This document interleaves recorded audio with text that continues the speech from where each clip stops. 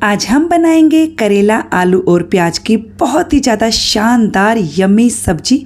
इसे बनाना बहुत आसान है, इसे आप सफ़र में भी ले जा सकते हैं। नमस्ते दोस्तों, स्वागत है आपका श्याम रसोई में। तो चलिए शुरू करते हैं बनाना। तो इस शानदार सब्जी को बनाने के लिए हमने यहाँ पर 400 ग्राम करेले लिए हैं। करेलों को अच्छे से धोकर सुखा लिया है। इसके दोनों साइड के हम डंठल हटा देंगे और इस तरह से गोल गोल काट लेंगे। बहुत ज़्यादा मोटा या बहुत ज़्यादा पतला नहीं काटना है। यदि बीज थोड़े हार्ड हों और लाल बीज हों तो उन्हें हटा दीजिएगा। हमने सारे करेले काट कर तैयार कर लिए हैं। अब हम करेलों पर 2 छोटे चम्मच नमक डाल देंगे और आधा छोटा चम्मच हल्दी पाउडर डाल देंगे।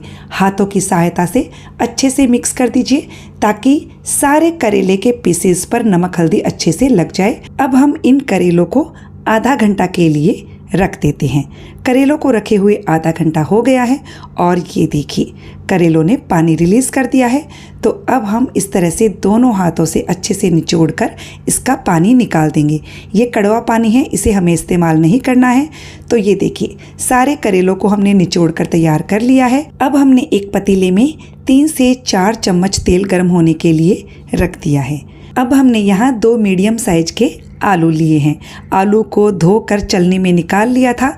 पहले हम आलू को 2 मिनट के लिए हाई फ्लेम पर फ्राई करेंगे। 2 मिनट फ्राई करने के बाद मीडियम फ्लेम पर कम से कम 6-7 मिनट के लिए फ्राई कर लीजिए। ये देखिए आलू पर क्रिस्पी सी कोटिंग आ गई है, आलू सॉफ्ट हो गए हैं। तो बस अब हम इन्हें बाहर निकाल लेते हैं। आलूओं में केवल हल्की सी कसर है जो हम बाद में इसे पकाएंगे। आलू फ्राई हो गए हैं। अब हम सेम तेल में ये सारे करेले भी डाल देते हैं। करेलों को भी पहले हम 1 मिनट के लिए हाई फ्लेम पर फ्राई करेंगे। 1 मिनट फ्राई करने के बाद मीडियम फ्लेम पर इसे कम से कम 8 से 10 मिनट के लिए फ्राई करेंगे। करेले भी हमारे यहाँ सॉफ्ट हो जाने चाहिए।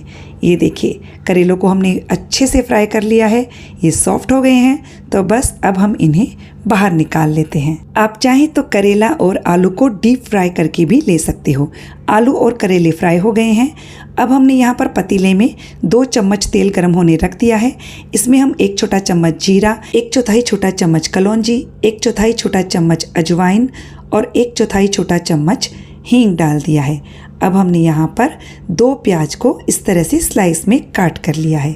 प्याज को हम करीबन 4 से 5 मिनट के लिए मीडियम फ्लेम पर भुनेंगे जिससे ये सॉफ्ट हो जाए।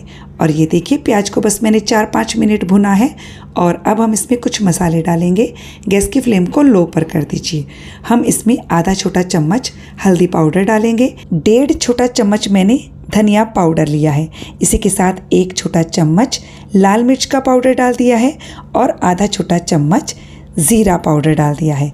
अब हम इन मसालों को धीमी आंच पर 1 से 2 मिनट के लिए भुनेंगे, लेकिन आंच बिल्कुल धीमा रखिएगा, पानी इसमें ऐड नहीं करना है।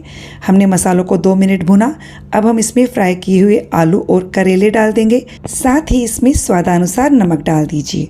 मैंने यहाँ पर 1 छोटा चम्मच नमक का इस्तेमाल किया है। अब हम आलू और करेला को प्याज और मसालों के साथ अच्छे से मिक्स कर लेंगे। और ये देखिए सारी चीज़ें अच्छे से मिक्स हो गई हैं। अब मैंने यहाँ 1.5 छोटा चम्मच आमचूर पाउडर डाला है और आधा छोटा चम्मच गरम मसाला।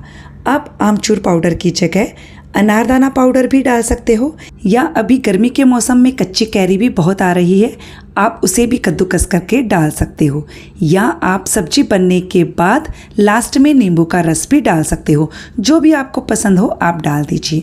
अब हमने सारे मसालों को मिक्स कर दिया है। तो बस अब हम सब्जी को खुले में 5-6 मिनट के लिए पकाएंगे। धीमी आंच रखिए और बीच बीच में आप इसे चलाते रहिए। सब्जी को पकाते हुए हमें पूरे 5-6 मिनट हो गए हैं और ये हमारी बहुत ही ज़्यादा लाजवाब आलू, करेले और प्याज की सब्ज़ी बनकर तैयार हो चुकी है। आप इसे सिंपल चपाती, पराठा के साथ सर्व कीजिए या दाल चावल के साथ सर्व कीजिए। ये बहुत ही गजब लगती है। हमने इसमें बारीक कटा हरा धनिया डाल दिया है। अच्छे से इसे मिक्स कर देंगे। हमने जो हरा धनिया डाला है आप चाहें तो उसे स्किप कर सकते हो। तो बस ये हमारी गर्मा गर्म सब्जी बनकर तैयार हो चुकी है। आप इस सब्जी को सफ़र के लिए भी बना सकते हैं। तो फ्रेंड्स, रेसिपी कैसी लगी कमेंट करके ज़रूर बताइएगा। ट्राई करने के बाद अच्छी लगे तो वीडियो को लाइक शेयर कीजिएगा। चैनल को सब्सक्राइब करने के साथ बेल आइकन प्रेस कर दीजिएगा ताकि हमारे आने वाले वीडियो का नोटिफिकेशन आपको मिल सके।